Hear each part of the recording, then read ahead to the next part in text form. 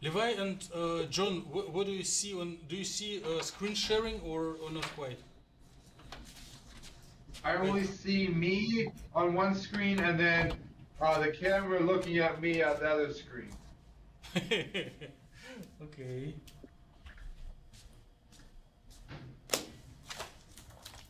How about now?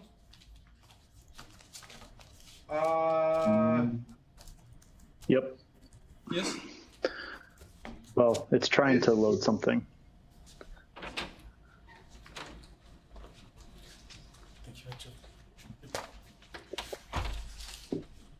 Well, many thanks for finding an opportunity to come. We may have some duplicate printing completed, but it means that someone can get twice as much comments. I was late to reply you. Huh? I did not see the email early, so I did not able to reply you. I also printed this case for you. Yeah, thank you, thank you. Well, it's better to have twice as much than twice as less.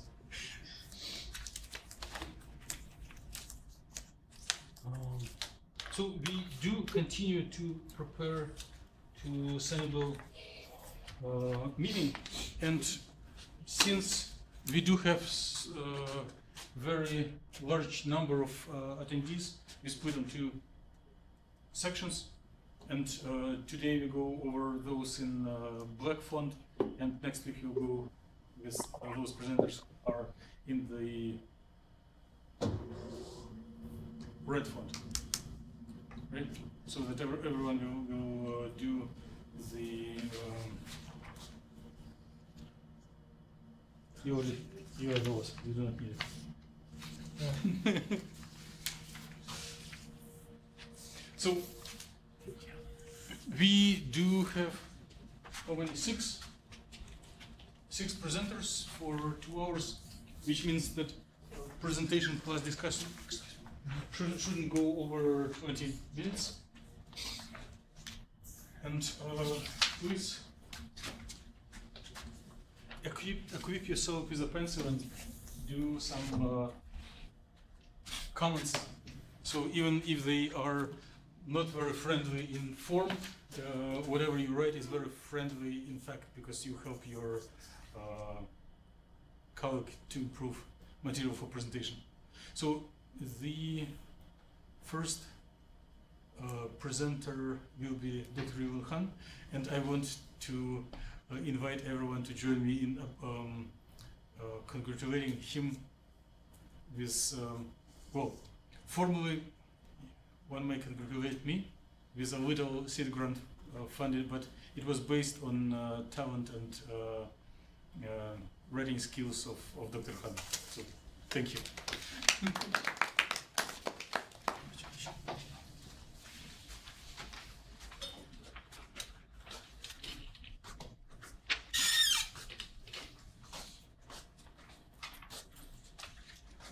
Okay, so my topic is computational modeling of photopolymerization reactions of cyclohexane or CHS. So CHS has attracted much attention because it can be used as silicon sources to prepare silicon-containing materials using liquid-based methods. Also, this kind of molecule is a promising alternative to traditional monosilane in chemical vapor deposition techniques. So the preparation of silicon-containing materials from CHS follow a general chemistry. So basically, upon thermal treatment or photoexcitation, the CHS molecule will undergo ring opening polymerization to form polyethylene. And with additional thermal treatment, there will be some bond breaking events, such as the breaking of a silicon-silicon bond or silicon-hydrogen bond to form amorphous silicon. So this kind of chemistry has been studied by experimentalists, but the corresponding theoretical investigation is missing. So that's the reason we are interested in this process. And the method we use to simulate this process is time-dependent excited state molecular dynamics. Okay. So basically, here are my models. So we have two models, and in each model, we have two molecules. So in the first case, we have two molecules in a face-to-face configuration. Oh.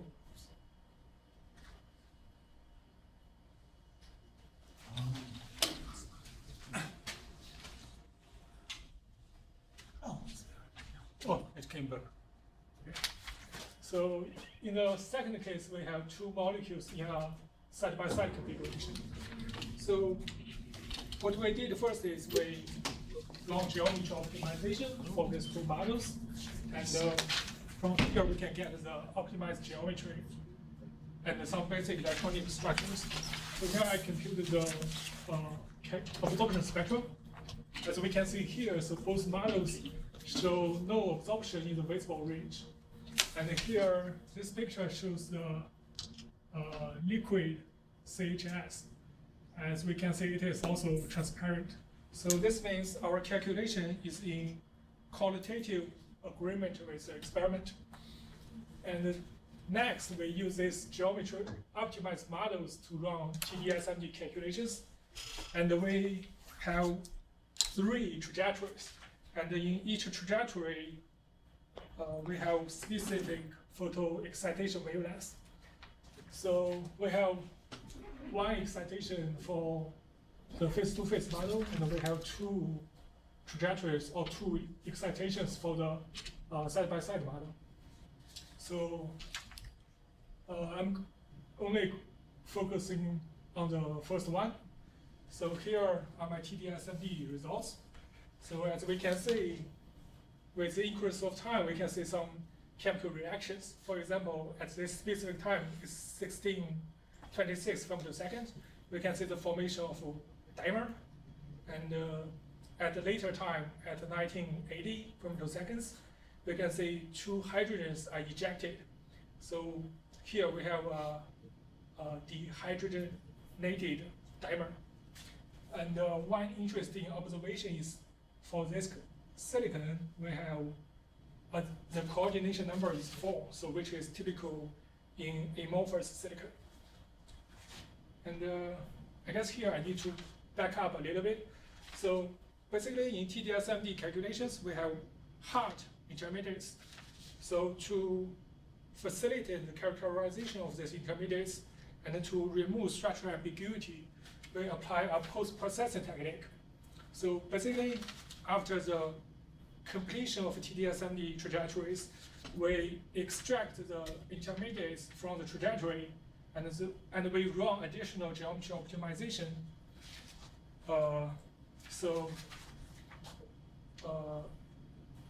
This post-processing technique is independent of TD-SMD calculations, and it has no interference to TD-SMD. So after we post-process the intermediates, we can just characterize them. So here I show some examples. So this is the density states for the cold intermediates. Interesting observation is the homolumo gap becomes smaller with the increase of time. So for example, here the gap is about 5 electron volts, but here we got maybe 2 electron volts. Here is 1.8. And another calculation we did is to calculate the emission spectrum. So here we use this equation to get the emission spectrum. So what we did is after we post-process the intermediates, we run additional adiabatic molecular dynamics calculations at 300K. So here is the result. We can see with increase of time, we see a redshift, and in addition, we see a line width broadening. And finally, we can just get the calculated mass spectrum from TD-SMD trajectories. Here are results.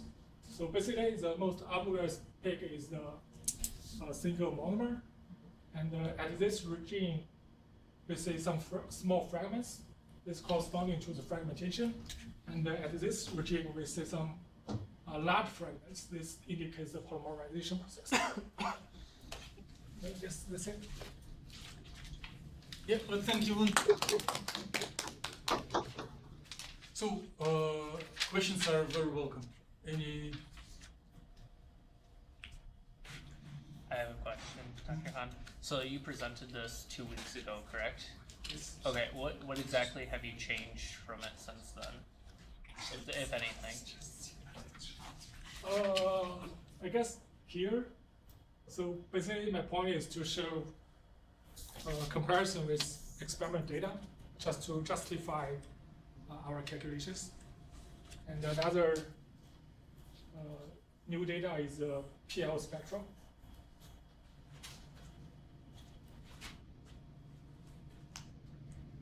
John has questions. Yeah. So one question I have, so with the TD-SMD results you show one of the trajectories for the face-to-face models, Yes. but up above you're showing 3 excitations with only one of the excitations being in the face-to-face model and 2 of them being the side-by-side. I'm wondering what you see in the dynamics for the side-by-side models and why you highlighted the face-to-face.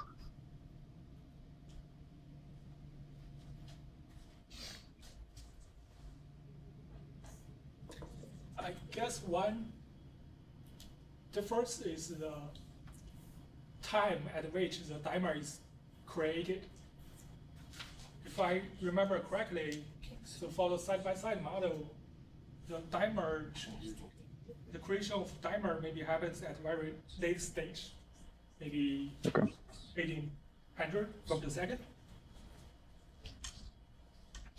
And also, in the face-to-face model, the fragmentation events are very reachable.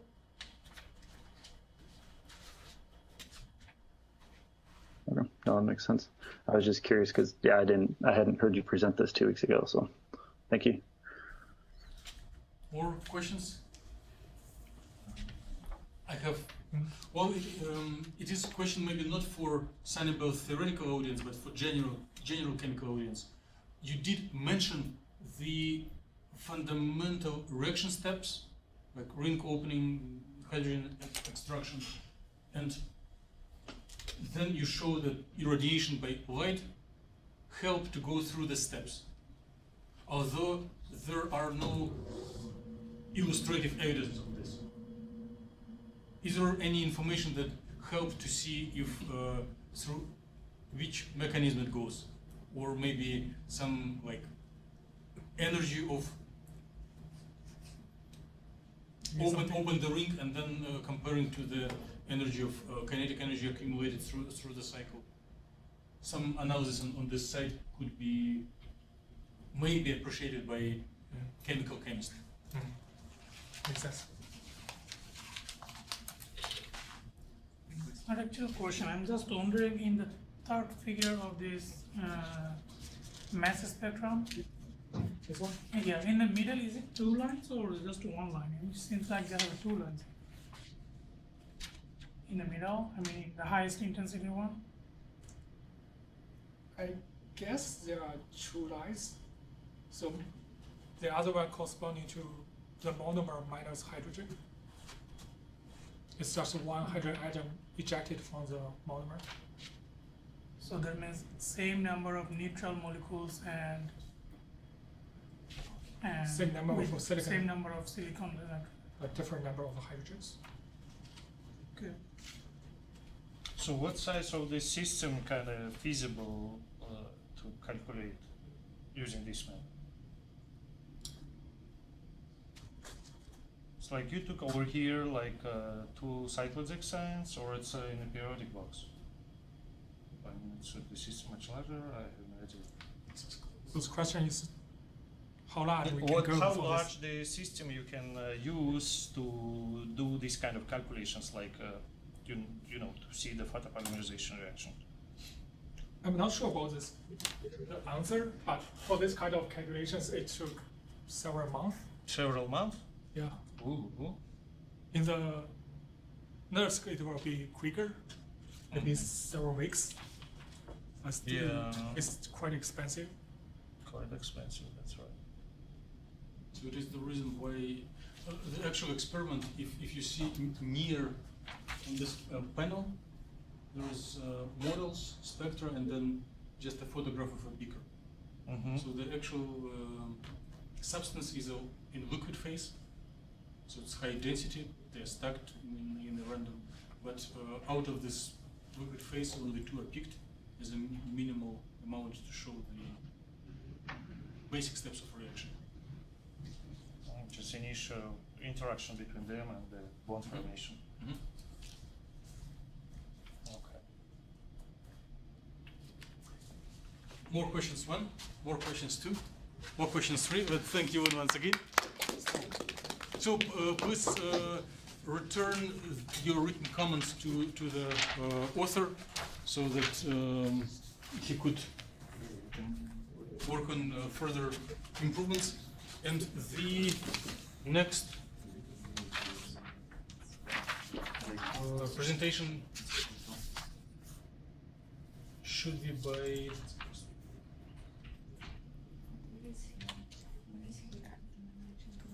around 40, if you don't mind to come and present.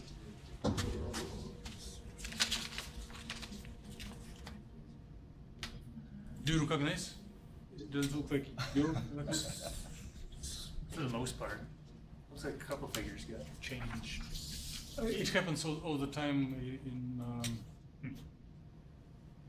PowerPoint. If you do PDF, it stays in the right place.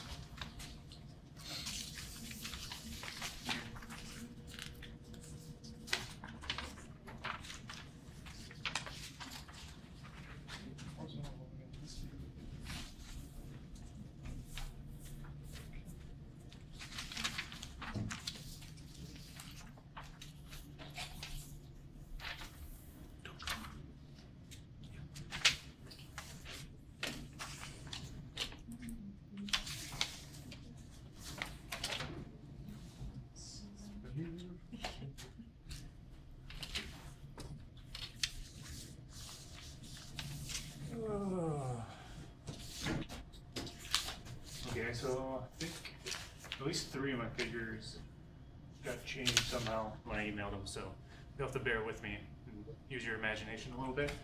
So if it is critical, we can maybe do a... yeah, because this is supposed to be density of states. This is supposed to be a different fluctuation. That's supposed to be density of states. Okay, you can give general introduction, and I'll check if we can do better. Okay, so The PDF you sent with the meeting invite is what he was talking about.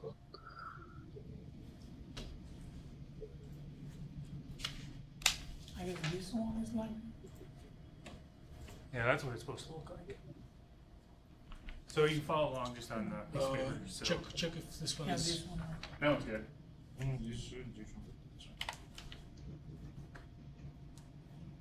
So, my presentation, or what I've been researching over the last couple months is perovskite quantum dots. So, quantum dot, the reason that we're looking at perovskite quantum dots is because they're very good emitters. A lot of experimentalists have been able to get 100% quantum yields out of them, which is pretty good. But one of the issues that comes with these quantum dots is that over time they degrade because these are based on ligand passivations, and ligands have been, or the ligands for these models have shown to either, well, unbind from the surface, so it creates trap states, which over time reduces quantum yields, so they become unstable, basically. And then a popular method throughout the history of quantum dots is to try to get stable emission out of them, is you can dope them with metal or transition metal dopants, like manganese 2+, which is what we did for our models here. So there's an image of the perovskite quantum dot in the upper top left, where it's the outside is the passivating ligands of the carboxylic acid and amine ligand groups, and we chose those groups because that's what's experimentally. Arnold, please do not be discombobulated or scared. I'm going to focus camera, and when I was doing it last time, things changed on the screen. Oh, okay. You are lucky. Nothing bad happens. Nothing bad yet, anyway.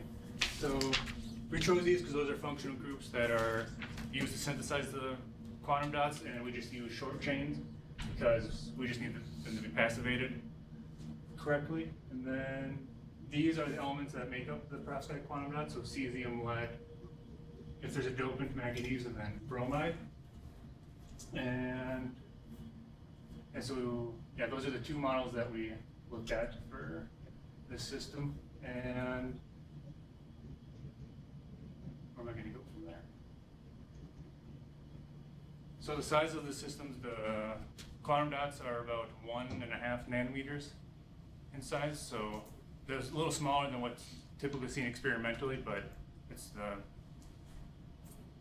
the smallest we can do feasibly for the computations that we were running. And so the methods that we use for the intrinsic quantum dot, we looked at just regular vast calculations, and then we also included spin orbit coupling calculations because with lead it has a heavy spin orbit coupling just to being a big metal ion. And then for the manganese dome models, we did spin polarized calculations because since we're dealing with a transition metal, it can have various spin states, and we wanted to pick those apart. And then we also included spin orbit calculations with those as well for the ground state. And then we did molecular dynamics at 300 degrees Kelvin temperature attached to the thermostat. We did that for about 1,000 ionic steps. And then for the excited state dynamics, we used red field theory. And then to get the red field theory for the non-radiative relaxations, and for radiative relaxations, we use oscillator strengths to get those. So moving on to the models that we looked at. So for this column is the intrinsic perovskite quantum dot. So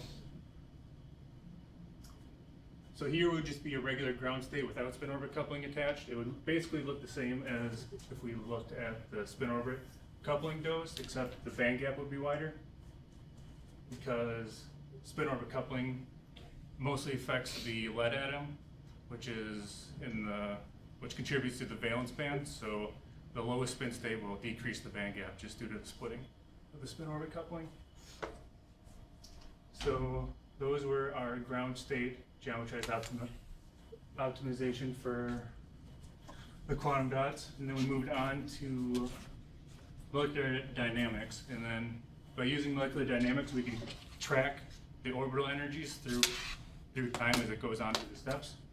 And if you look at some of the peaks in the conduction band, you can see that there are states introduced inside the gap, which is usually a clear sign that there's a trap state occurring, or one of the ligands, or one or enough ligands come off of the perovskite quantum dot to introduce trap states. And then that's what this density states plot is showing here. I just picked one of the positions along the trajectory, did a single point calculation, and there's a faint little trap state near the valence band edge. And so that kind of shows that over time you can kind of get ligands coming off, going back on. If you run it long enough, you expect some ligands to eventually fly away from the quantum dot.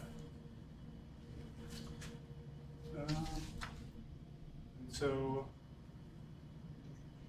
from molecular dynamics, we could go on to our excited state dynamics. So for non-radiative relaxation, we use red field theory, and these are red field tensors, which basically describe coupling between orbitals between states and the off diagonal. So if you zoomed in on the image, all the diagonals would be 0, and then states close to each other are going to have high bars, and then further away you get these decaying here. And then the very high peaks indicate that there's going to be a very high rate of non-radiative transition between orbitals. So we could see that usually it's actually the reverse. Or for typical systems, for like bulk systems, you would see that near the very high and low, or low in the valence band, high in the conduction band. Like these would be higher peaks, and then as you get towards the band gap, there would be a slower relaxation. But here we see a kind of reverse trend, which is interesting. And that's probably just due to the confinement of the quantum dot, because the orbitals are squeezed together, so there's going to be higher overlap between them. So there's going to be higher non-radiative relaxation that goes with them. And then this is just a plot showing the non-radiative relaxation for a specific excitation. So we excited from HOMO -20 to LUMO +9 at time 0, and then over time it eventually decays, and we see for the intrinsic dot the electron relaxes to the conduction band edge a little bit quicker than the hole relaxes to the valence band edge. And yeah, MATLAB didn't spit out numbers for me yet. I kind of have to work with the software a little bit, see if I can get tables of relaxation rates for a bunch of different transitions, but that'll be in the next edition of the poster. And then for radiative relaxations, we can see that so basically how radiative relaxations are computed is at each time step here, it computes an oscillator strength, which gives a probability of transition. So you can see that for earlier time steps, there's very small energy transitions occurring in the valence band and the conduction band, like in between those states, and that's what these. This is here just showing low energy emissions over time, and then eventually once they both relax to the band edge, we get a very strong emission peak coming from the HOMO-LUMO gap, which is indicated by these two plots there. And as expected, the intrinsic quantum dot shows a very high PL, or a very high intensity for the HOMO-LUMO transition, which corresponds to what you define experimentally very bright light transition. So that's the intrinsic quantum dot with no doping, and then we move, and then now compare that to the transition doped perovskite quantum dot. So we found from setting manually setting different spin orientations, we found that this system likes the high spin configuration. So, so it's a spin 5/2 ground state, and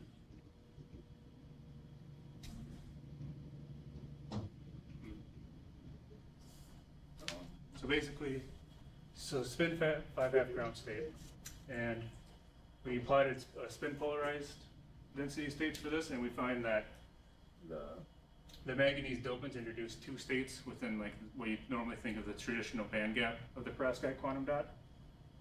And then, so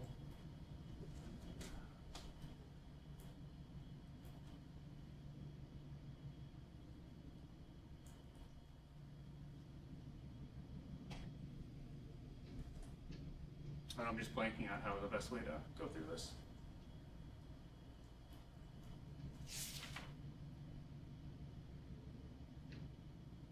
So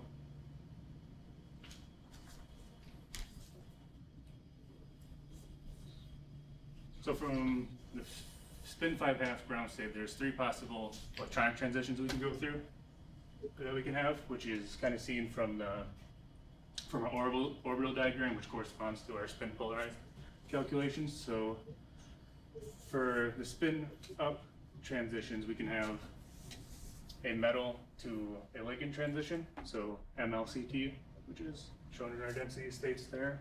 And then we can also have a ligand to a metal charge transfer. And those can happen in the spin polarized cases because spin's a good quantum number and you can't have a spin flip in that basis set. But then there's also the possibility of a metal-metal transition. So we can have this spin up, flip up into a spin down. And for that we need to do spin orbit coupling because it can mix spin states and can gives you the opportunity for that transition to occur. And we characterize that in this density state, so we have a metal going to a metal there. And then we also characterize the probability that those are going to occur through oscillator strength, which this plot was a little small. I did this today, so this one.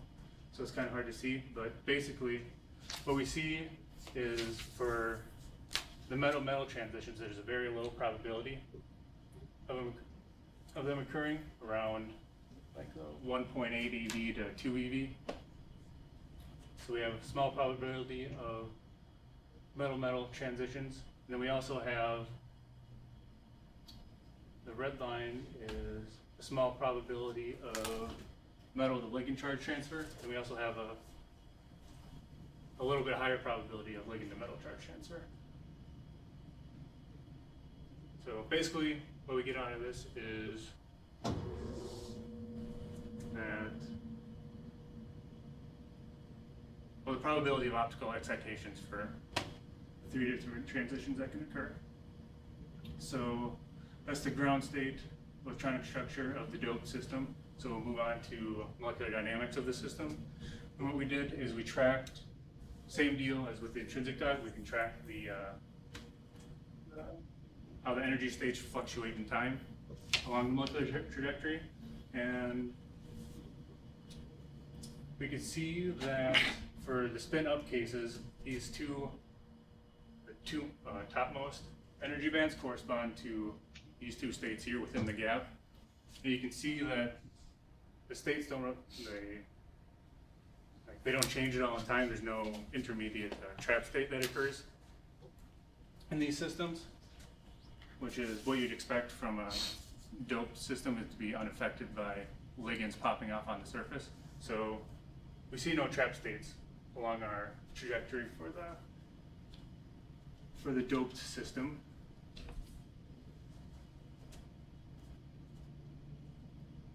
And then moving from molecular dynamics onto our excited state relaxation. So if you look at our red field tensors, you can see in the middle, those correspond to non-radiative transitions between the metals, the transition metal dopants.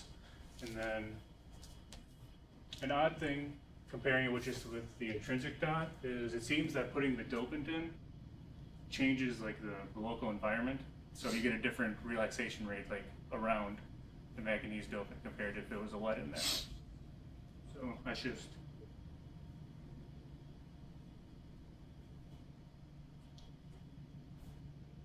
something we're still kind of looking through to try to explain why that is. And then here is just another excitation from HOMO minus 23 to LUMO plus 13. And in this system, it appears instead that the hole and the electron relax at about the same time, on the same order of magnitude of time anyway, to the gaps. And we see that in the excited state before it relaxes to the HOMO-LUMO, there's quite a bit of emission coming from as it relaxes to the gap. And once it gets to the gap, there's a very faint excitation corresponding to about 700 nanometers, which is a little bit lower than energy than what's experimentally reported for this transition dopant, but about in the right spot, but it's very low over time. And that's kind of the opposite of what we expected to begin with. We expected this peak to be higher over time, just due to the ligands or the traps being unaffected by the trap states.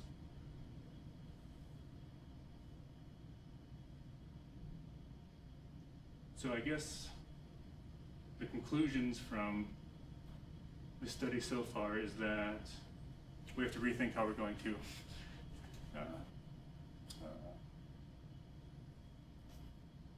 or think of a new way to present the results. Because initially we were hoping to show that the dopant would increase quantum yields over time, but either there's something wrong with our methodology or with our intuition going into it about how this system behaves for emitting light.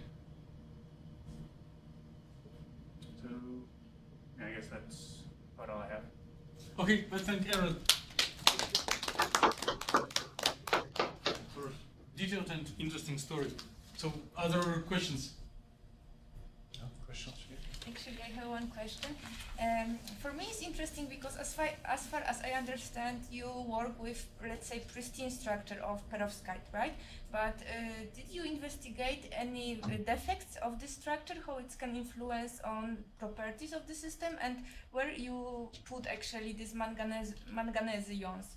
Where is the position of these ions? Because if you work with doping, let's say, you somehow need to put in good position these ions, right? To make this calculation accurate, let's say. So my main question is, did you try to investigate some defects in this structure?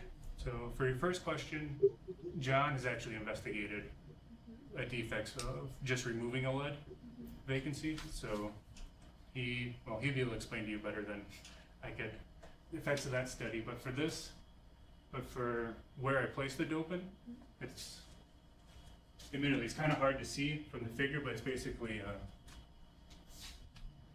a 2 by 2 by 2 unit cell, and so really the only place to put it is directly right in the middle, for it to not, because if you put it anywhere else, it would be on the surface. So in this case, it's directly right in the middle of the dot. Okay. So you can kind of think of it as like. So you added these ions. You didn't exchange them with another, right, in the structure, as far as I understand. Right, we put it in a manganese and we remove the lead. So it's interstitial, or not interstitial, the opposite. Replacement. Okay. Replacement. Hey, Aaron. Yep. Question about your format. When this shrinks down to 4 feet by 3 feet, first, is it the right dimensions? And secondly, are your figures going to be able to be recognizable?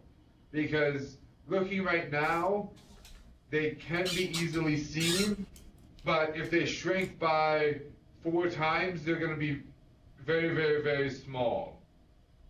Or how are you going to like counteract that? Right. Well, this is a template from someone who's presented at Sanibel, I don't know, like maybe 3 or 4 years ago. So this format has been used before. I guess I can dig around in the office, see if there's posters in there to see how the figures turned out. But yeah, it's something I was thinking about. I guess I didn't see. I guess I haven't gotten to the point of actually like looking at the max, like the biggest size possible for this format. But okay. So just because I have a comment to Levi. It is not restricted in vertical dimension, so the poster is mounted on about the height of human face, but you can make it longer up to the ground, and then invite visitors of your poster to lay down and watch the lower level. okay. Like John posted 2 posters last year, like that. Levi, do you have questions as an expert in ligand to metal charge transfer states? Not really. Okay. John is lifting his hand. Yeah, okay, so I have a couple of questions. So the first one, and maybe I just missed it, so when you're talking about this trap state, the intrinsic perovskite, did you see something structural that created this trap state, or is it just a weird shift in energy? It's kind of hard to tell because I think it takes more than one, like pulling off one ligand to create the trap state, it seems like. I think there is maybe 2 or 3 ligands that kind of pulled away from the surface a little bit, and then once it relaxed, like, well, this peak went back up. So it was almost like an under-coordinated surface atom? Right, well, more like 3 under-coordinated. Okay. Because it seems like it was just more than one of them that was detached. Okay. Similar question. John, would you permit you? Go ahead. If you. Yeah, please. So, what's the difference between the left fluctuation and the right fluctuation. It's just two different methods or different models. Okay, so this is the intrinsic. So yeah, it's just the intrinsic one. It doesn't need to be spin polarized. Okay, so And if then this you, one's for the spin polarized with the dopant. okay, so if you just compare the spectra, the right one is much more smooth than the left one, right? You do not have any spikes. Right. So why a single replacement can cause such huge difference? Well, I guess. Is Well, it the thing is single that run there's or- no, it's hard. If you're talking about like states that are very close, very fast, it's kind of hard to see when one fluctuates to another. Can I contribute? Yeah. On the rights of author? So there are several unpaired states, and the density of states spin polarized in is unsymmetric. There are some alpha states, and there are no beta states at the same energy. Like there is something going up here and nothing going down. And these alpha states here contribute to the spectrum and some additional fluctuations. And in the beta electrons with spin down projections, just there is nothing in this energy region. Does that answer? I guess you go just like these 5 states are going to be the 5 lowest states here, too. So, like, it's going to take a, like, I don't know. Well, maybe it's easier to see in this figure. So, the MN states are so within the gap that any fluctuations due to surface states aren't going to like interfere with these 2 states.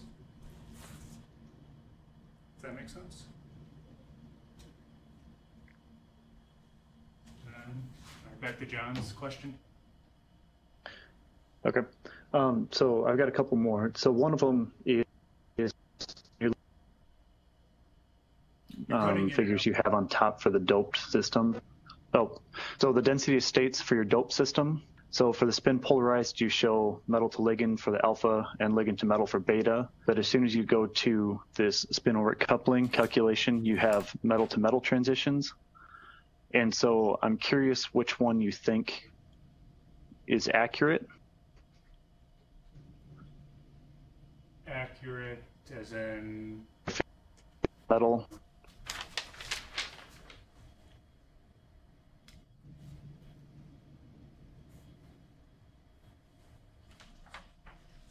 you cut in and out a little bit. Oh, so, well, in comparing the 2 density of states figures for the dope system, one shows metal to ligand and ligand to metal. Yes. And then the spin orbit coupling, you show metal to metal. Do you believe one is more correct than the other? Like within the actual experimental system, do you think it's metal to metal? Basically, do you trust the spin polarized or the spin orbit coupling more? Well, just knowing the experimental results, because I probably forgot to say in the introduction, but experiment shows that the emission you get from these is about 600 nanometer, which is consistent with DD transitions. Okay. And if you look at just the band gaps for the ligand to metal and metal to ligand, it's like ligand to metal is like 3 eV, and then metal to ligand is like 2.4, so that would be more green.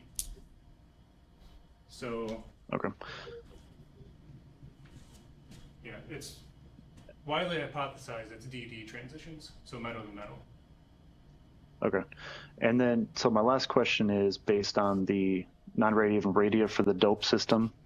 So you're showing, one set of data.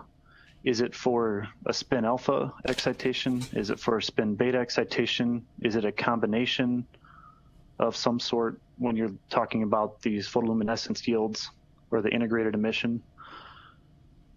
So those are actually computed with spinor orbitals. Okay. So it's then I would, okay. Well, yeah, I guess we were emailing back and forth about that. But then I would definitely clarify that that you're using the spinor orbitals in calculation of these type of rates instead of going two different systems, spin polarized fluctuations, and then just relaxation rates. Because I think that'll be interesting for people to see that it's actually spin overcoupling. Mm-hmm. Yeah, I realize it's very ambiguous just looking at it. I'm just trying to not overwork myself of like putting in comments before I know how it's going to be formatted. So. Yeah. Okay. But it's a good idea. You're right to highlight that it's spin orbit coupling, because that's like. Yeah, because I think it's much. Yeah, I think it's much more interesting to have that factored in.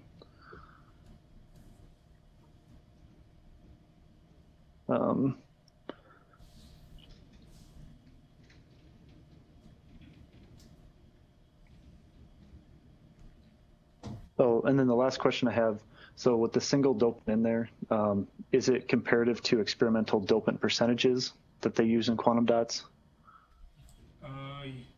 Yeah, as far as I know, because it's, well, from what I know, it's experimentally kind of hard to figure out like the doping concentrations. But from just looking at synthesis, it's like mostly all the manganese that they put in, like only a small fraction of it actually enters the quantum dot, so it's very low concentration. But what is the order of magnitude? It's like 1 to 100 or 1 to million? Maybe probably more like 1 to a million. Maybe 1 to 100.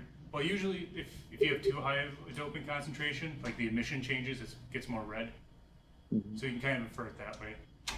So low doping will give 600. The higher doping will give more like 700. Okay, so you're talking like, hundredths of a percent or something like that. Yeah, I think here it's like it would be 1 to 500. About. I think that's about how many perovskite atoms are in it. No. Okay. Or is it 300? Should you count towards total number of atoms or number of lead ions that are replaced? Oh, lead ions. That would be like 1 in 27. Then it would be like 4%. Yeah. Around 20. Okay, so that's probably close to experimental then. Okay. Okay, that's all my questions for now. Thank you. Okay, thank you, John. Are there more questions? I had a question. What is that little small image right there? What did that represent? Small image. On the dope section in between the 4 panels? Oh, that's my oscillator strengths. Or absorption. It is a vision test. Oh. Yeah, it was something I just threw in last minute because I forgot to put them in. And yeah, they need to be in there somewhere. I just threw them in so I can mention them.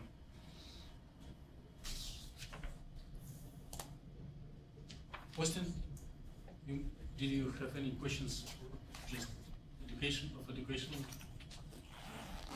I have some very basic question. One to wording of the introduction. At the end of the first paragraph, you tell that manganese makes stable DD transition. What are experimental data? It is just stable or more intense? Compared to what we have? No. Purely in experiment. Does manganese make photoluminescence more intense, or it just adds stability? Both. Well, it does do both. So it is. It should be substantially intense. Intensity increased due to manganese. Intensity of photoluminescence or quantum yield.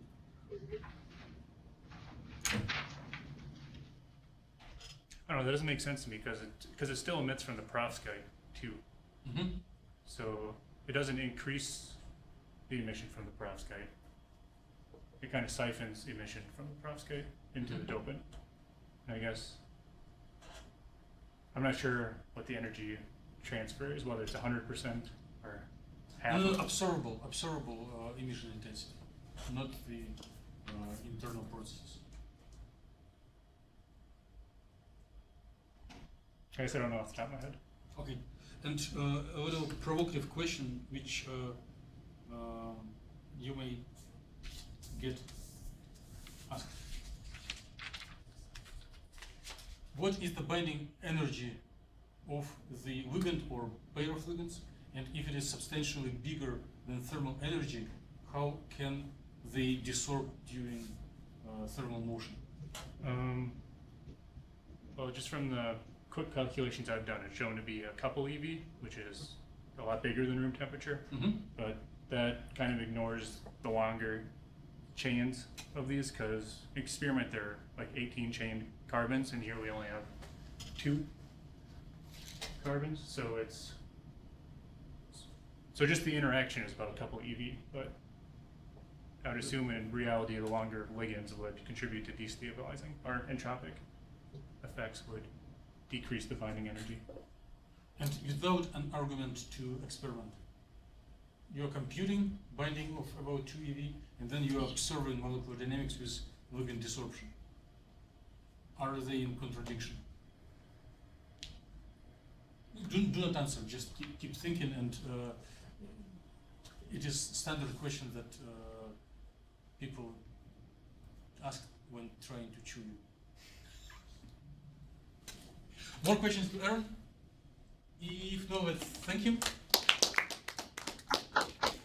So what do we do? Probably Jared, did you send your... Yeah. Can you just resend now So to how did you different address? Like for the drinks you want to do temperature optimization, right? And then you just replaced. So please, if you were making comments, please join me in returning them to the author. Yeah, I should probably mention it.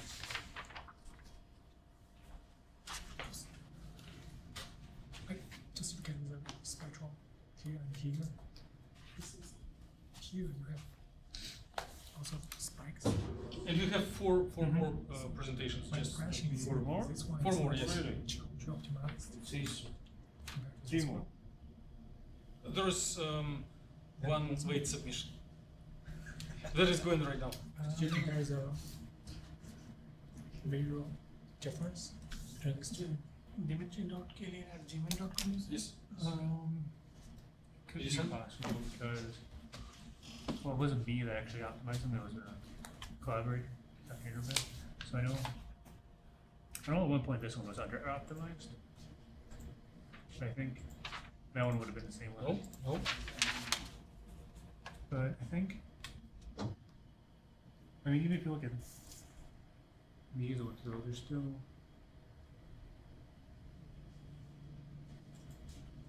Yes. Can you please arrange distribution of your printed?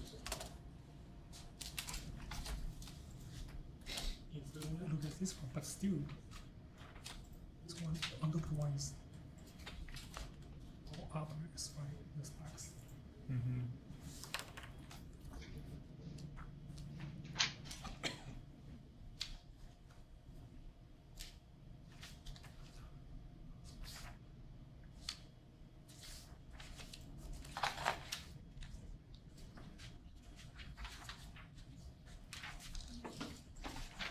I think they just have to be.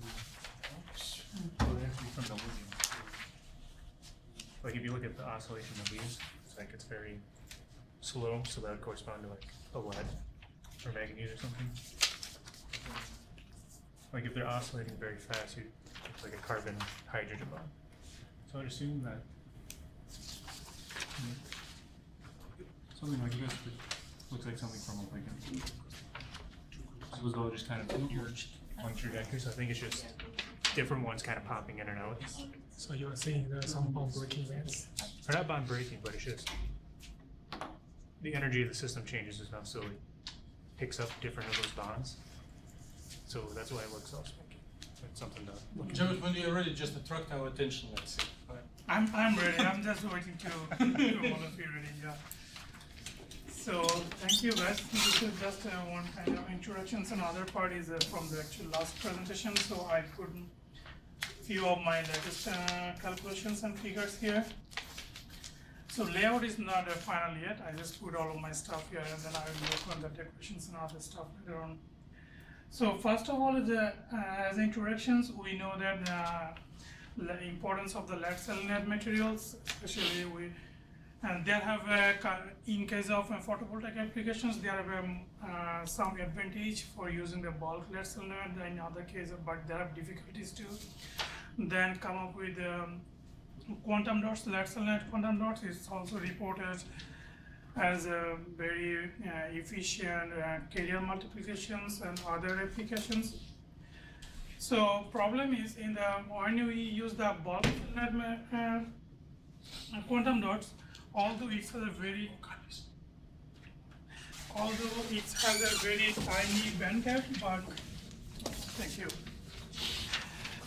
So bulk selenide has a very tiny bandgap, like 0.26 to 0.3 electron volts. So that's advantageous to use in photovoltaic applications. But we need to control some factor like momentum conservations and other factor to create the multiple exciton or other kind of things.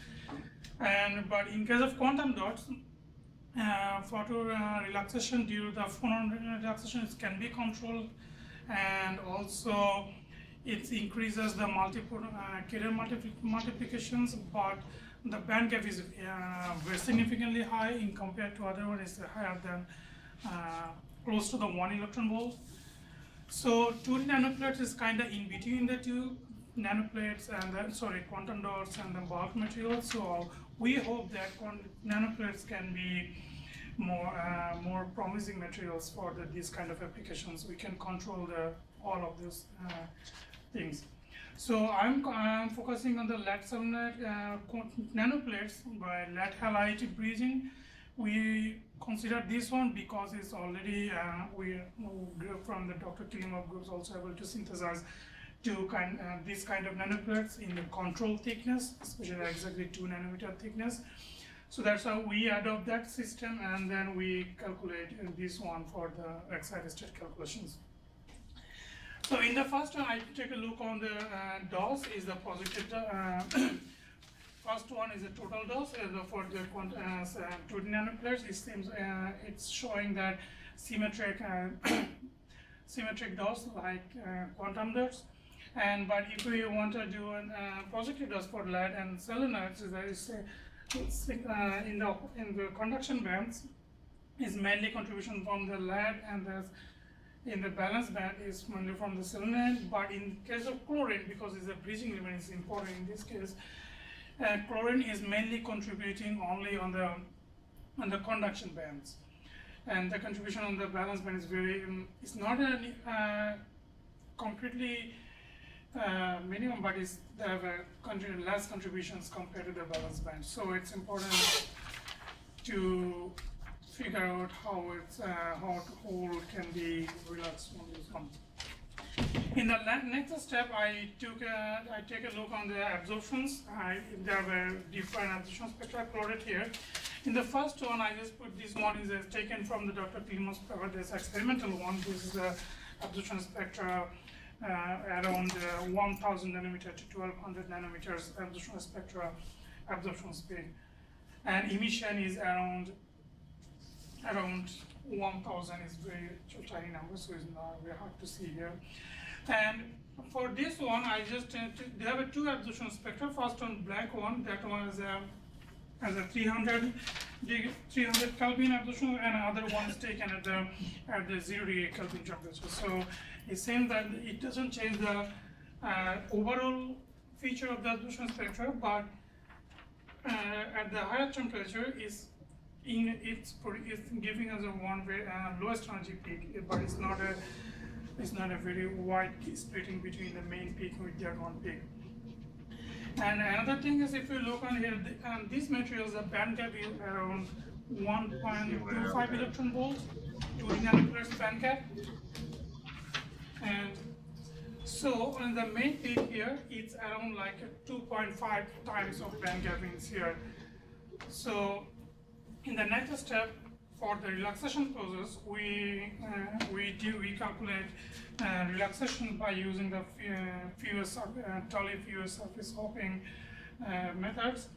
In this case, we consider I consider actually several initial excitation, but here we plotted only 2.5 gas because of we're mainly focusing on the 2.5 gas times initial excitation by considering the absorption spectra.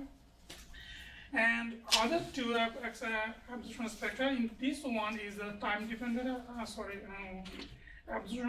spectra with the time is showing that with the time it don't change that much. It's almost very similar absorption, just only slightly change on the lowest energy peak one. And another one in the last absorption spectra, this one is actually now the real absorption spectra. This absorption spectra is plotted from the as all asymmetric transitions. If you look on that one, red curve is this one is plotted from the all transition which is asymmetric to the creating the hot electrons, and black one is all going from the which one is creating the hot hole. Hot hole means is the hole energy is higher than in electrons. So in this case, so importance of this one is showing that this main contribution is coming from the actually hot electrons. So and this one also averaged over 300 trajectory ensemble. So we can say that most of the transition could be create the hot electrons in the transition one. And next one is the dynamics. For these three peaks, I was showing the dynamics, and we did three different initial conditions. And the first one I calculated from the initial by taking out all asymmetric transitions. I put the tolerance level as a 0.05 electron volts and take those all transitions and plot it with the relaxation time. And although it's showing that overall the whole line is not visible, the black and white print is not visible here. So it seems like almost all initially it's creating a more number of hot electrons rather than hot hole. So that's why the whole relaxation is almost is relaxing and is close to the bandage, but it's creating the hot electrons and is relaxing to the bandage by close to the 1 picosecond one. And in case of symmetric transition, when I put the conditions for the symmetric transition, relaxation rate is almost symmetric in the both cases with the time as initially in electrons and hole.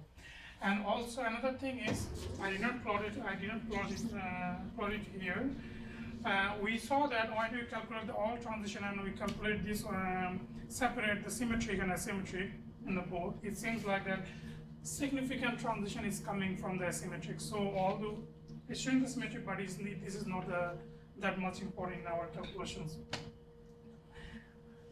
And then after this one and the next two plot is just showing the relaxation rate for electron and hole. As from here, it's also reported if you look on the first one, in the first figure, hole is relaxing almost fast, is very close to the bandage, but electrons is relaxing little bit slower than hole, but is very comparable in this case as well. And for the next two, and before going here, let me look in here. This one is I plotted because in our cases they have a chlorine atom. Chlorine atom is significantly lighter atoms lighter in compared to the lead and selenium, but so it's important to look on the contribution of the chlorine in initial excitations. In the first two peak is this is the ensemble average of this all charge on the initial transitions, electron and hole. That means this one, electron and hole. It seems that the whole transition is mainly coming from this. I didn't put my system here. This one is actually plotted on this z-axis is the thickness of my system, and it's sum up according to the xy plane. So that means it's showing that this is the vacuum of my system and these are my lead solenoid nanoplates. So most of the whole transition is coming from in the core, right? So core means is like more from the lead and selenium, but in the whole is comparable. The more contribution is coming comparatively from the whole to electrons, more contributions coming from the surface state. In the surface, there are chlorine atoms. Chlorine atom is a lighter atom, so it also affects the dephasing time. I will talk about dephasing then later on. And this one is just a same plots for HOMO-LUMO. I'm just looking. If you look on here, the whole, HOMO band is mainly degenerated over the whole nanoplates, but in LUMO is mainly coming from not the surface layer. The second layer from the surface is mainly contributions from here. So, and the next things I just look on the dephasing time, because dephasing time is important to predict a lot of different features like impact ionization and other things. But interesting result is our calculated dephasing time is showing that the dephasing time is very, very fast.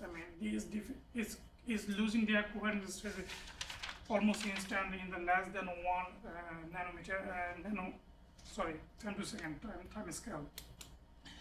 To explain the reason of this fast dephasing, we look on that because of surface state.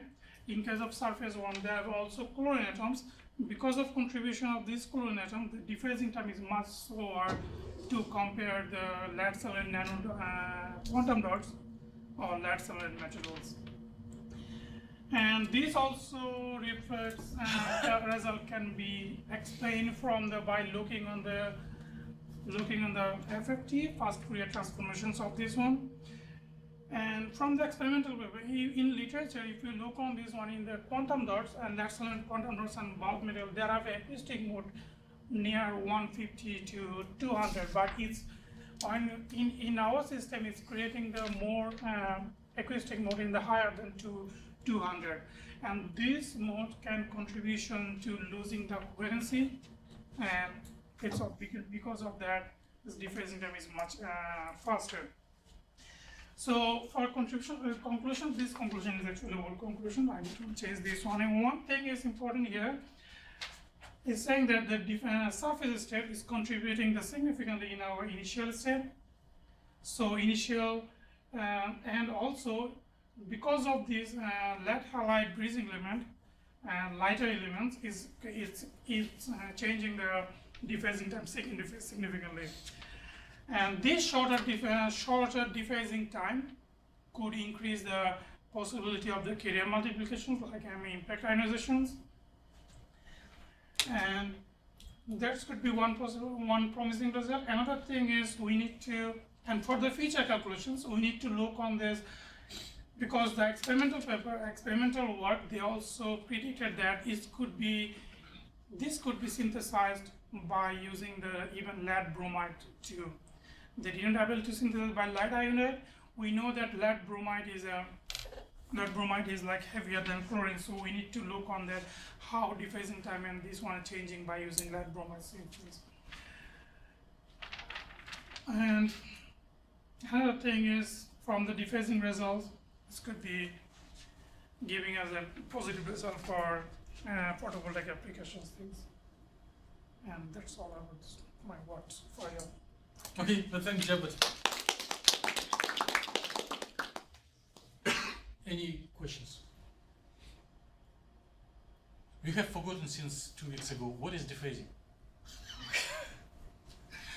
So, in my calculation, I just calculate the dephasing between the two excatonic state, initial excatonic state with the reluctant state, HOMO-LUMO state. So, dephasing means how fast is losing their coherency between the two states. And do you want a more implicit result, explicit explanation, or? I'm fine, but you're answering not me. You should reach. Okay, because I need to actually more help with graphical and everything, but I don't have that right now. More questions? So maybe I have a stupid question, but somehow, as far as I understand, you work with surfaces, right? Sorry? You work with surfaces, yeah? Your work is about surface. Yeah, I mean surface means it's a 2D nanoplace, so surface is important. Okay, now. so how many layers do you use in your system? It's like yeah, they have a 6 layer. Okay, and that's how why many actually when we calculate this one is like showing the down the last 6 one? layer. Right? So you fix all layers. How many layers do you fix in your system? And if it's influenced somehow on properties, how you selected how many layers will be enough to? Yeah, that is taken from the experimental work. The experimental, they are able to synthesize a control thickness at the 2 nanometers. So in the Laxal 2 nanometer thickness, they have about 6 layers. Okay. Yeah.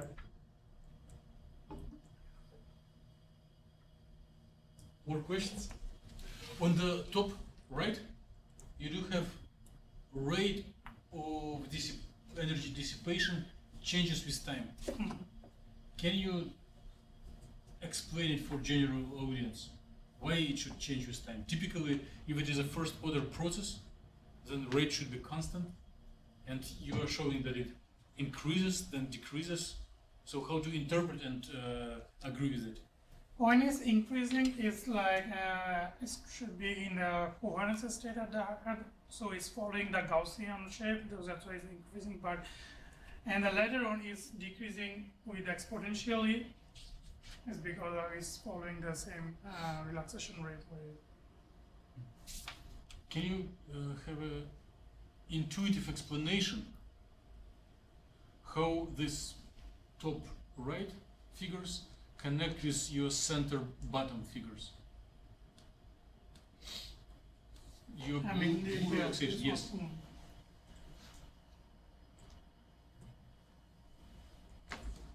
So in this case, in the one is excited from here to here, so it's creating an exciton here, and by these methods, this is giving us a coupling between the each individual in the consecutive state.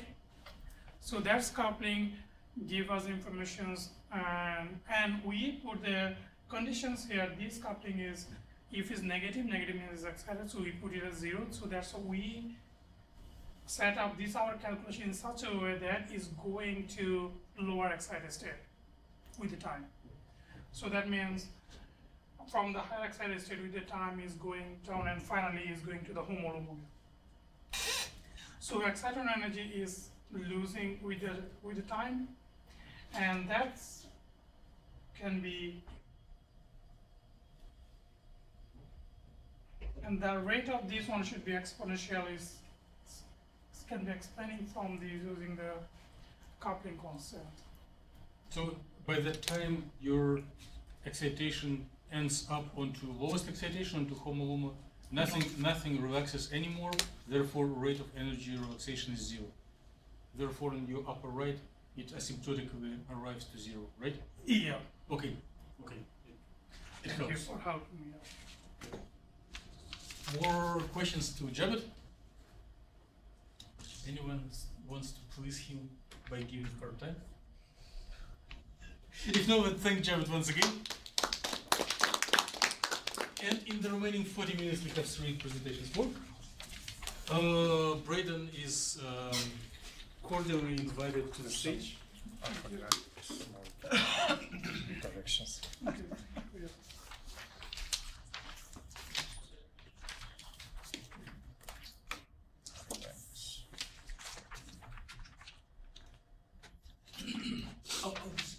I will distribute. I'll distribute. Just start giving general introduction.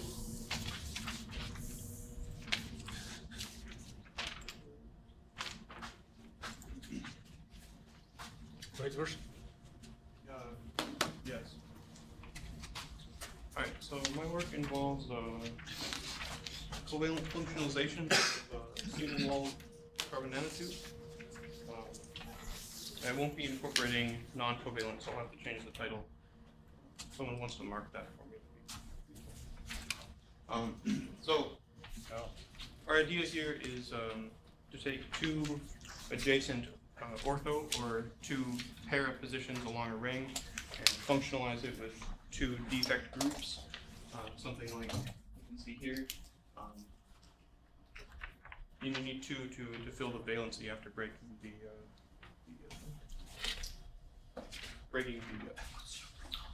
delocalization around the ring. And we choose these. We choose these defects here, shown in this table, as ones that we've explored. So you can see we have small defects, CH3 and an H, all the way to two long chains, fluorinated, so C6, F13 chains. So they have a large dipole, and we'll come back to that later. So it's been shown that the orientation around the ring matters. So we define three directions relative to the tube axis, and I will call them L20, L80, and L-40. And we're working with the 10.5 tube, and incidentally, the L20 is very close to the 19.86 or something chiral angle of a 10.5 tube, and that's also kind of how we choose that. And shorthand notation for those is O+, O++, O-, and then for para positions, we have across the ring P+, P++, and P-. A little depiction here of an arrow group could be coming off of this, and across you have another arrow group in the para position going in the para minus, P- direction. Alright, so what we've done here, it's kind of blurry on the screen, but on the handout you can see some bandgap comparisons. So this is a relative bandgap, so I've taken the pristine tube, calculated with the minimal basis set SO3G, and on the first two panels on the bandgap I have shown three different basis sets that I've used per system. So one is where SO3G is for the entire tube and the entire defect. The second is SO3G is used for all carbon and hydrogen atoms, where the halogens, I don't think I have it depicted here, but I have mostly fluorines and some bromine groups. And so you can see that, and then all of them calculated with 631G star as well, and you can kind of see that comparison. It's interesting, because on one hand you have the, that's really hard to read. You have the SO3G on the top and the SO3G on the bottom, depending on the group that you're looking at. So the C2F5 versus the C6F13, it kind of flips directions, and we're not sure why yet. Running a couple more simulations with different lengths of chains, just to flush that out. And as you can see, then on the next four panels, we just have group comparisons for bandgap. So some of them are blank because the simulations aren't quite finished yet. But most of them are roughly the same, depending on the group. But the major difference is the orientation around the ring. So the group effects are, on average, much less than KT, which on this scale is 0.25. But the orientation effects are much greater than KT, and so we can show that that is a somewhat tunable property of defect carbon nanotubes. And so also to kind of show that in the ground state regime is these molecular orbital plots. I realize I can probably make that plot smaller because it's pretty easy to see, and put another one there as well. But you can see as I've arranged these O+, P-, O++, P++, O-, and P+ in degree of localization. So going from left to right, you have delocalized to localized in respect to the pristine tube, which I've shown on the very left. The only one that doesn't follow that is the C6F13. Again, we see some weird stuff going on there, where when you have the defect on the surface, it actually increases the bandgap, which is something that we didn't expect at all. And we're just trying to make sure that that's not an error. But currently I've checked everything, and I didn't seem to make an error, so I'm starting from scratch, running them over just to see if I get the same thing. But everything else seems to follow the same sort of trend. And then if you calculate the absorption spectra for each group, irrespective of the C6F13, they all follow the same exact trend. So you have the pristine at the top with its E11 band, and then you have, and so my colored ones, non-black, are the CH3H group, all calculated with STO3G. And it turns out all of the groups calculated with STO3G give the exact same trend with minimal deviation in the absorption energy and the smaller absorption bands as well. Again, I've plotted the weird one out, the C6F13 kind of over top of this on the runs that I've done TDDFT for. And as you can see, it kind of pulls back from the pristine tube, which again is something we didn't expect, because it's always been shown that when you defect a tube, it will always shift it, or always decrease the band gap. So we're looking more into that. So kind of what this says is that if you look at a basis set, if you're thinking about basis sets, changing the orientation around the ring, it doesn't matter. You can use any basis set you choose, and you'll get roughly the same trend. However, with different groups, obviously basis set is a little more important, especially when you have fluorines. And one thing we hypothesize about the fluorines is the increased dipole moment. And so we can take that as like an inductive effect, kind of pulling the electron density from the tube to the defect. And so we can look at that by looking at the natural transition orbitals, which I haven't plotted here, but I did on the last one, so I could add that here. But on the long chain fluorinated groups, we do see some of the wave function go up onto the defect, but not in the other ones with the less of a dipole. So that's the main story, I guess. There's a couple more small things, but that's the main idea. Okay, let's thank Braden. So who wants to please him by hard questions? What is the STO3G? It's a basis set for any methodology you choose. You require a basis set to. It's kind of like in PChem when we approximated electrons or ions as like Gaussian wave packets. Yeah, it's the same. Okay. Just the number of basis functions attributed to describing an electron. Okay. I have a provocative question. Carbon nanotubes can be fabricated with different diameter and chiralities, and this affect their band gap, which is important for applications. And that's very well known. Yes.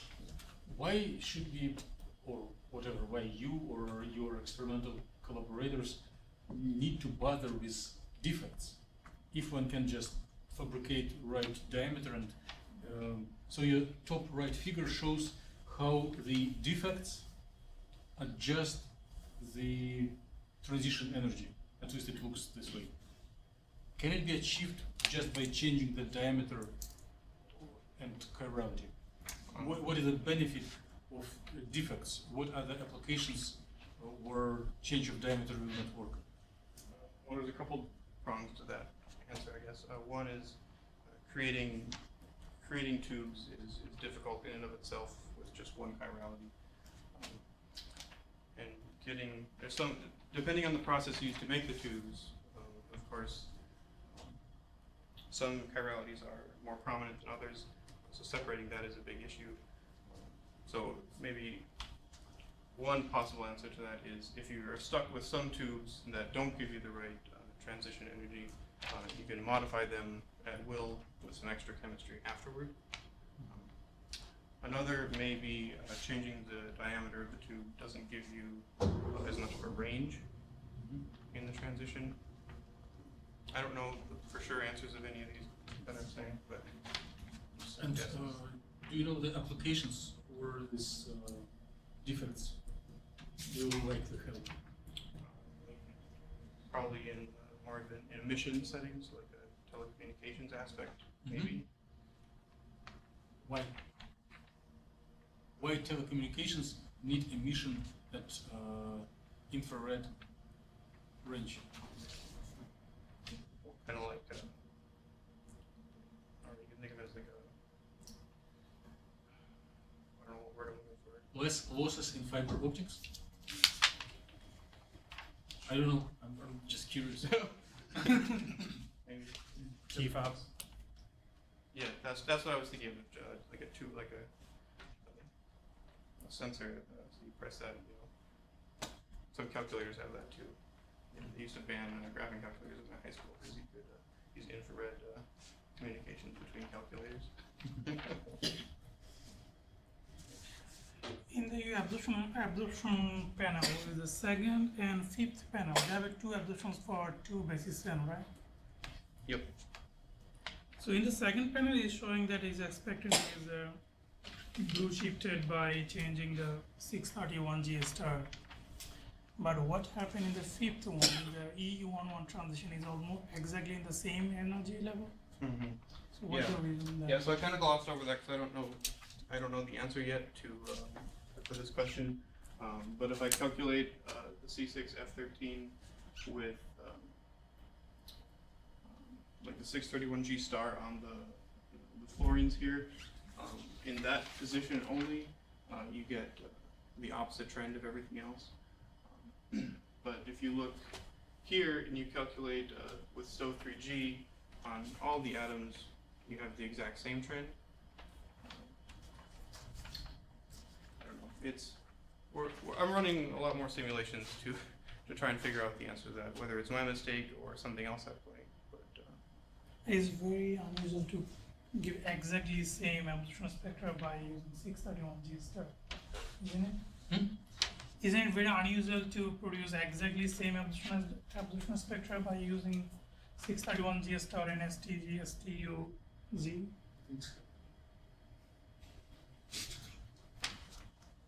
But they have a fluorine in there, right? In your calculations?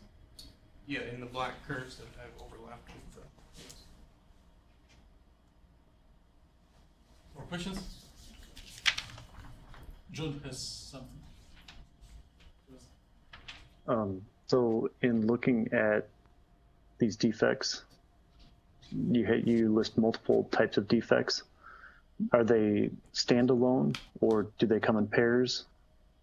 What type of effect are they if they're matched, if they're not matched, and kind of the end result?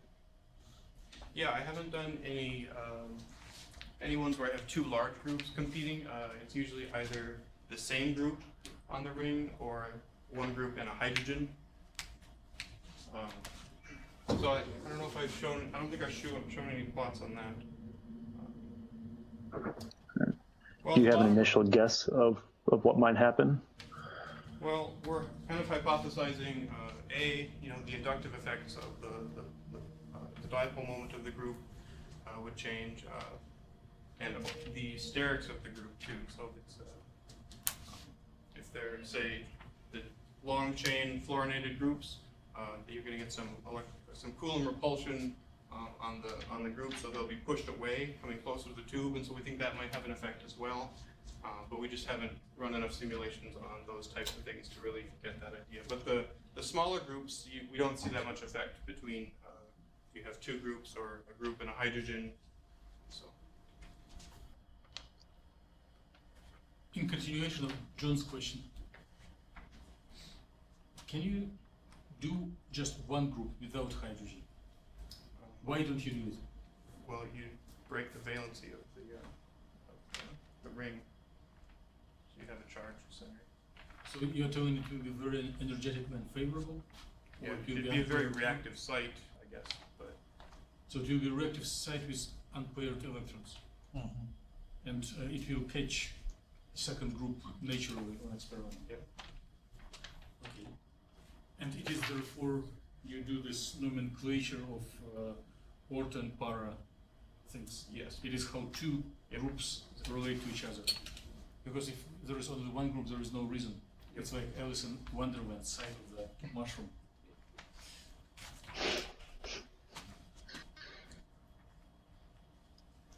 More questions to Braden? If not, let's thank you once again. And we have 2 talks in 25 minutes. Alice is invited to tell the story.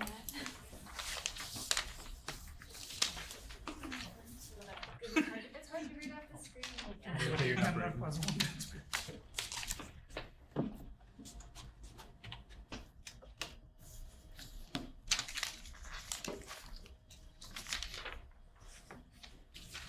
Okay, so my research is on cadmium sulfide quantum dots, which is kind of similar to obviously cadmium selenide, which is research that was done previously, but I've only ever worked on cadmium sulfide, so I don't know anything about cadmium selenide.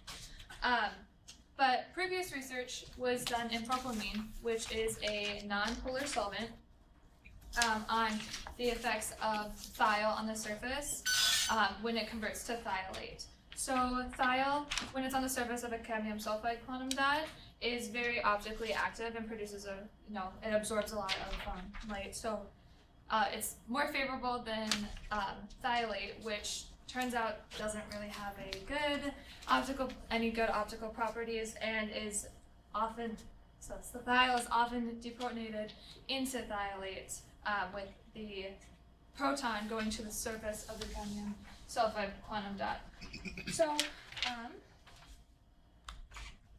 we chose thiol because in comparison to carboxylic groups, it has a better optical yield, but carboxylic does not favor well in any sort of polar solvents. So we're trying to find a group that will allow this quantum dot to have an optically active surface and be in polar solvents, like possibly water. But the polar solvent used in this experiment is acetonitrile. So my structure here, which is kind of small on here, but I hope on a poster it'll be bigger. I don't really know. Anyways, so we've got 4 layers, and in most of this data, it's observing just one thiol or thiolate on the surface, rather than a whole bunch.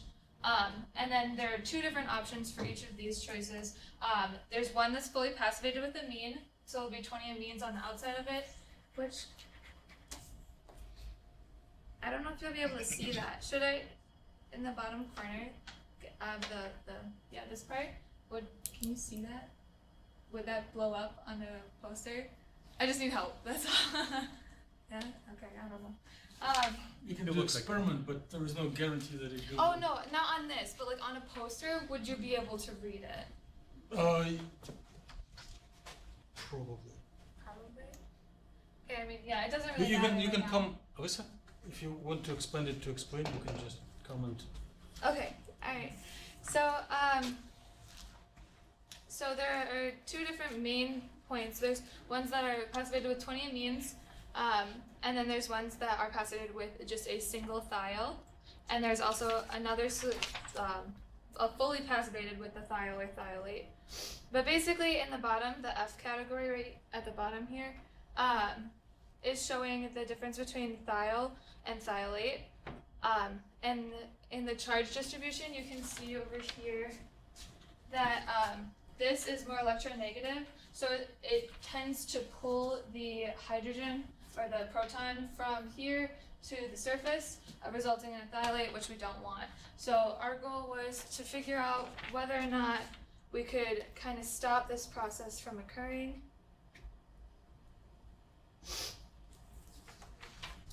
So the first research is done in the non-polar solvent, which is propylamine, and this is the binding energy of the ligand to the surface of the quantum dot. You can see that the thiol, depending on whether or not is that has a large binding difference, whether or not it is passivated by amine or without amine, because this line, the solid line right here, is passivated fully with amine inside the polar solvent, which pretty much blocks the effect of the polar solvent and continues the trend, which this point is the same as this one here, but the one on the left just goes up, the one on the right goes higher. Anyways, so without amine, the binding energy is practically, the ligand is practically completely withdrawn from the quantum dot because of the polar solvent, which is not optimal, I guess. And then we have the thiolate, which does not have a proton, meaning that the proton could have gone into the solution, or it's just not there. And then the blue is the thiolate with the proton on the bottom, as shown in the bottom left-hand corner. But basically, it's the same situation as far as the amine blocks the solvent and then keeps a steady around 1 for the binding energy of EV. For the thiolate without the proton, but without the amine, the binding energy goes up, which means that it's not attached to the surface and is pulled out by the solvent. And then the proton, just by itself on the surface, stays relatively the same, whether or not there's amine or not amine, and it doesn't matter with the solvent. So that's staying pretty constant, and so is the thiolate plus the proton. And then below, I have, so dash lines. I know you can't really see it, which is a bummer. But so dash lines, which is going to be this one right here, have no amine, but they do have one thiol or thiolate, depending on the symbol of the, depending on the color of the line. And then solid lines, this one right here, has the amine, it's fully passivated by amine. And then the empty symbols are acetonitrile, and the propylamine symbols are fully filled symbols. So I know that's a lot of information for one graph, but basically what you can see here is that in acetonitrile, the bond distance is increased pretty significantly. I don't really know what's happening there, but I'm gonna figure it out. I don't. Yeah. Anyways, so it's consistently being okay, I'm sorry. I need to organize my thoughts. Okay. Yeah, the acetonitrile. These two lines right here are consistently higher than the thiol with propylamine, which means that they're less bound to the surface, resulting in the thiolate being pulled away into the solvent.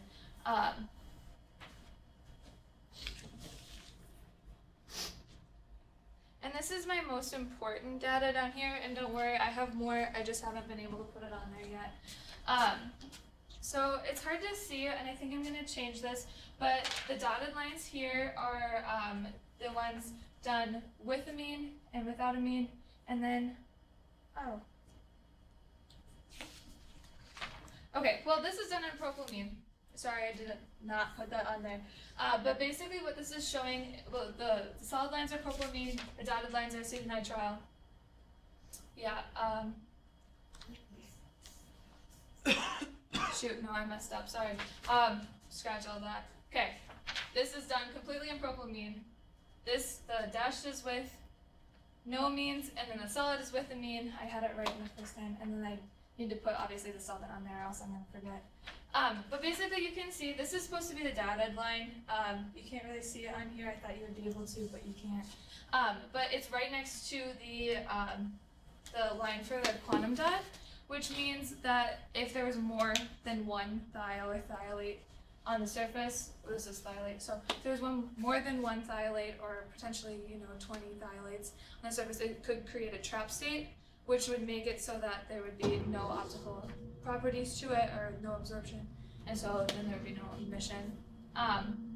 Basically, it's showing that without a mean, there will be trap states, but there's a possibility that with a mean surrounding it and propylamine, that there might not be a trap state. And then this is all in acetonitrile, and dashes with no amine and solids with amine. And this is the data that we were looking for, is because both of these are relatively far from the quantum dot line. So that means that the possibility of them creating a trap state when there's more than one of them is less likely, just because it is moved back from this, like, from the potential, like, because it goes from the quantum dot here to the quantum dot here, so it's less likely to move in front of that and create a trap state. And then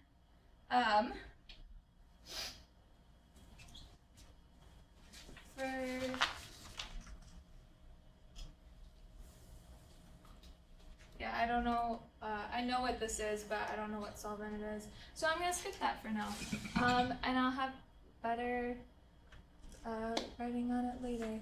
But basically, acetonitrile does pull the thiolate or thiol more into the solvent, but does result in a more stable optical emission. So it's kind of a give and take whether or not it will be more useful in the end for optical properties. So, yeah. Okay, let's thank Elisa. So, other questions? So it's still unknown what these in the bond distances peak the jump in energy. Still kind of have an idea. For this part right here? Yeah, that's point, the highest one. I think it's because that the polar solvent is pulling the molecule into, not the molecule, the ligand into the solvent, rather than having it, like, the attachment to the surface isn't enough to keep it there. So, I mean, I'm not 100% sure. I have more data as far as I have the bonds between the sulfur and the hydrogen, whether it's the surface or the ligand to the. I have more. I haven't been able to get it done. So. Yeah, probably you anyway need to recalculate that point, so it can be different.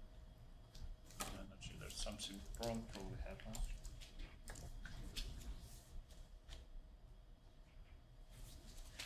More questions? I have a simple question. With which software do you use to plot this partial density of states? I use, well, I did it in, software. Sorry, give me a second. No, I know what the answer is, I just can't think. She used the Gaussian to take the oh, that was the answer. And then plotted it. The movement is great. Okay, thank you. Sorry. Questions? What at the end you were telling about trap states. So what are trap states? It's when so this is the Hodo and this is the no, this is the Ludo, this is the Hodo. So basically it's when it goes from one area of the quantum dot, which could be the ligand, could be this, but for all of the cases, the Ludo is the quantum dot, which is like the density of states is on the quantum dot, and then when it goes to the ligand from like the lowest unoccupied to the highest occupied, if it goes to the ligand instead of the quantum dot, it creates a trap state, which means that there's levels inside of like undesired localization. What? Undesired localization of yes. electron. Yeah, exactly. Okay. More questions to Alisa? If no, let's thank her once again. And we do have last but not least, London Johnson. And he's debuting, making it for the first time. Yeah. Because the rest of us did practice it. So I have a very rough template of my poster at the moment. Oh, you weren't the only one. What's that? You weren't the only one. Yeah. So please do not hesitate to Right, root comments. Yeah.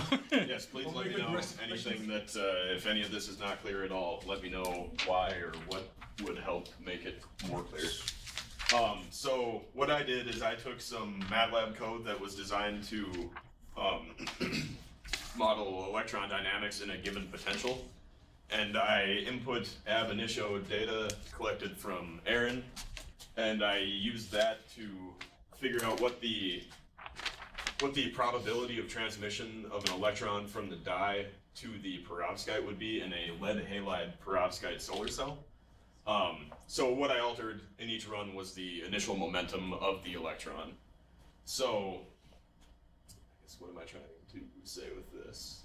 I tested two different configurations of the solar cell. There's one that is through space where I suppose I should mention that the dye is spirometad. I don't know if that's how you pronounce that at all.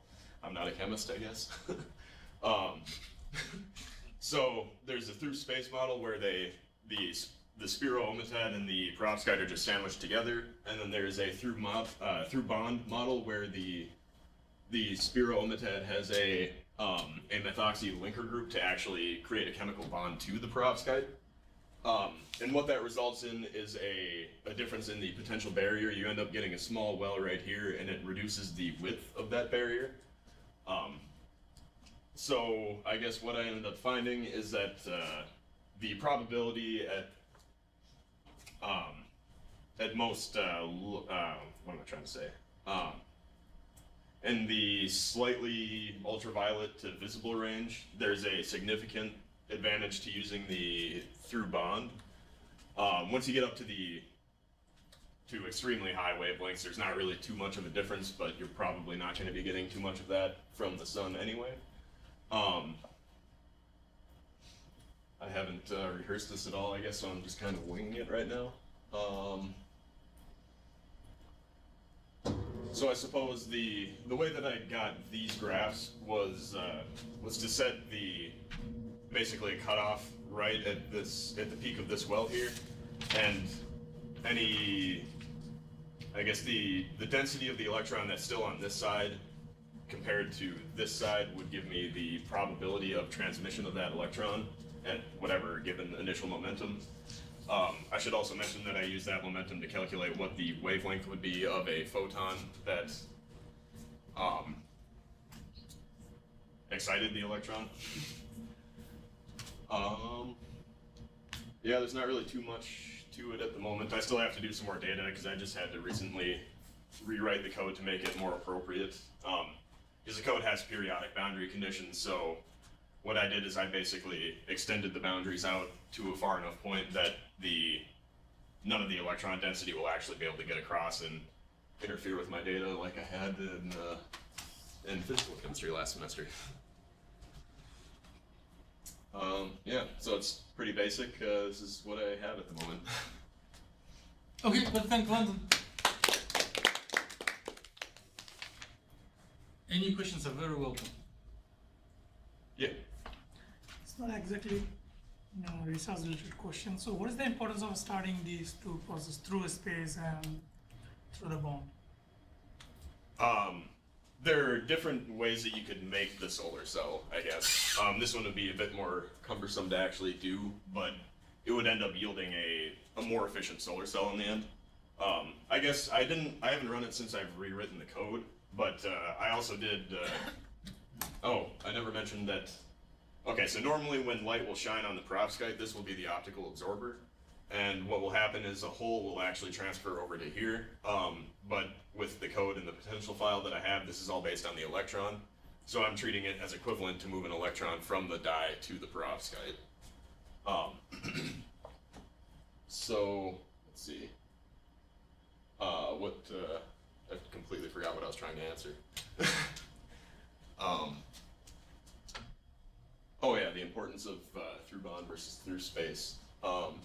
So when I ran this last time around with basically periodic boundary conditions right at the edges here, I didn't see any significant difference when starting the electron from the perovskite and sending it to the dye between either of the configurations, but sending it in the forward orientation, I do see at least a notable difference here. And I suppose I did a log plot here because it's kind of hard to see if you do just a standard, not logarithmic scaling there. Does that answer your question at all? Yep. More questions or suggestions? John does. So you mentioned a little bit about localization of where the hole and the electron are, and you're discussing electron population in terms of these green and red figures, or green and red lines in your graphs. So are there specific potentials that you used in modeling the wave transfer from one potential to another that correspond to energy levels within the perovskite and the dye themselves? And if so, it might be helpful to show a little bit of that maybe in your methods to give more of a physical picture of the methods themselves.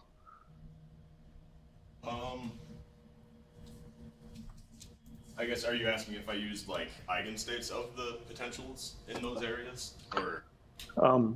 Sure. Yeah, I guess that's one way you could interpret it. Or did you just select like the energy gap as a potential barrier that you needed to cross? So I suppose what I did is I modeled the electron through a Gaussian wave packet and just gave it some initial momentum towards the barrier. And then I guess I also never mentioned, this is the beginning of the simulation. This is when it first makes contact with that potential barrier, and this is at the end of the simulation. Yeah, I probably should have said that. So I'm just starting it as a Gaussian wave packet, and then sending it at this potential barrier and watching what happens, essentially. Okay, so is the green figure taken from a lockpot file then? That's like the potential for the system? Okay. Yes. I should also have mentioned that.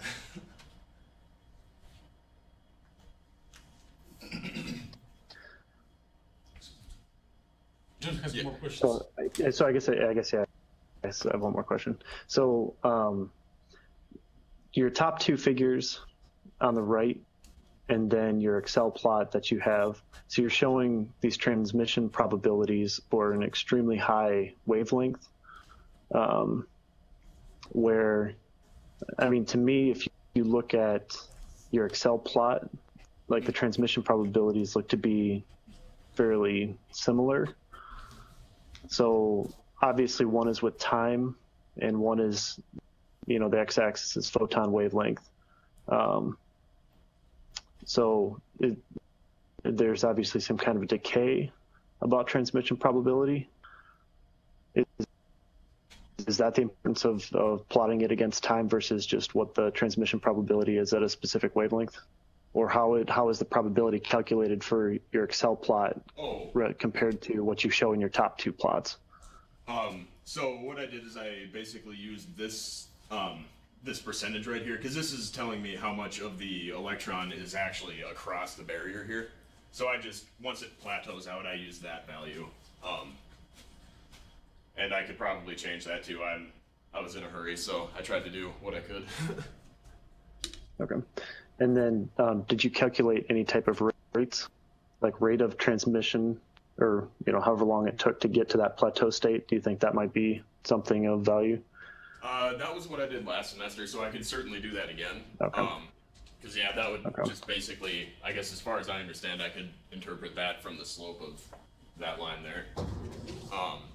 But yeah, that wouldn't be too difficult. I would just need to actually sit down and do it, which I'm planning on fleshing this out a little more this weekend, so I could definitely include that.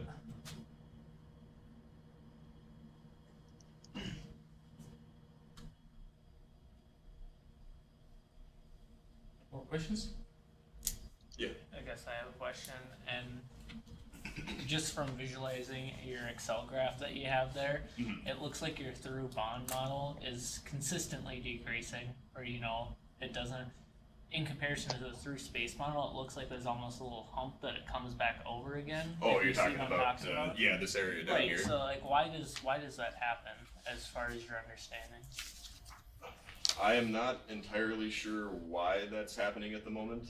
And I guess another question too is like why isn't that being experienced in the through bond model? I don't have a good answer for that at the moment.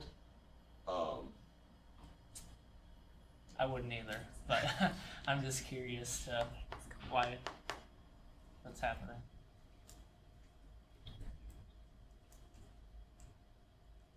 It might have something to do with where I'm placing the divide. So basically how this ends up getting, well, no, because those points are all at the end.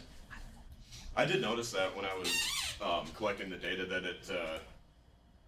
at some of the lower momentums, I actually, I would get a higher transmission probability in the through bond model, and then it would drop back down. Yeah, I really don't know how to explain what's going on there. That might just be a limitation of my method of simulating this, I suppose. London? Oh. Yeah. So that kind of brings me, how do you know this is accurate, or are you comparing with anything other than just the potentials that were given? I have not run any sort of verification at the moment, no. Did you saw data from the literature on the similar systems? How do they compare with what you found? I would have to look at that again and do the comparison. What is tunneling? That would be when there is a higher potential barrier than the electron has. The potential barrier has a higher energy than the electron does, but there is a non-zero probability that the electron will be found across that barrier, even though it started on the one How side. does this concept relate to your images and calculations? Where is this potential energy higher than electron energy? That would be right at this barrier here. So I suppose I should also mention that the energy on here is not to scale. This is kind of more of a, it's scaled to be something that you can look at visually. So this energy is actually much, much smaller than this in most cases. You're telling just scaling the electron energy as opposed to energy or just probability? Oh, yeah, actually, yes, that is just probability on the, yeah. Is that probability over there? Yes, the red line would represent the probability of finding the electron at that location. And at the same time, it is offset by the energy. Yes. Okay. And John immediately got enthusiastic and wanted to ask something more. Well, so what is the potential energy barrier here? Oh, you're talking about the height of it? Well, yeah. So, well, put it in terms of electron volts or nanometers. You know, equivalent to whatever initial momentum you're giving the wave packet. Yeah. If I remember correctly, this is in atomic units, and the potential, just the potential, should be to scale. So I guess it looks like somewhere between 2.5 and 3 atomic units of energy, which I would have to think about that conversion. Can you just point out the barrier height for this Yes. potential? Where is the barrier height? I should probably label. London, I'm out of impatient to show it from there. If you point on this energy change, Yeah. if you have a huge energy, like, Right. like 40 electron volts. Okay. No, the barrier is like from 50. From here to there, and it will be maybe 3 electron volts. Oh, yeah. Much smaller. Yeah. Just to overcome this barrier. Right. So yes. being on a die and transferring to a semiconductor. So it is not too much. Mhm. More questions to London? More questions 1? More questions 2? More questions 3? Thank you once again. And please submit the written comments to authors. The larger amount of comment, the better is for the author. So many thanks for investing your time and participating in the discussion. Meeting is dismissed. Next time, those who are typed with red font will present for the second time. Right? 2-week period. If you present it today, you'll relax next time. Get one more, right? Done.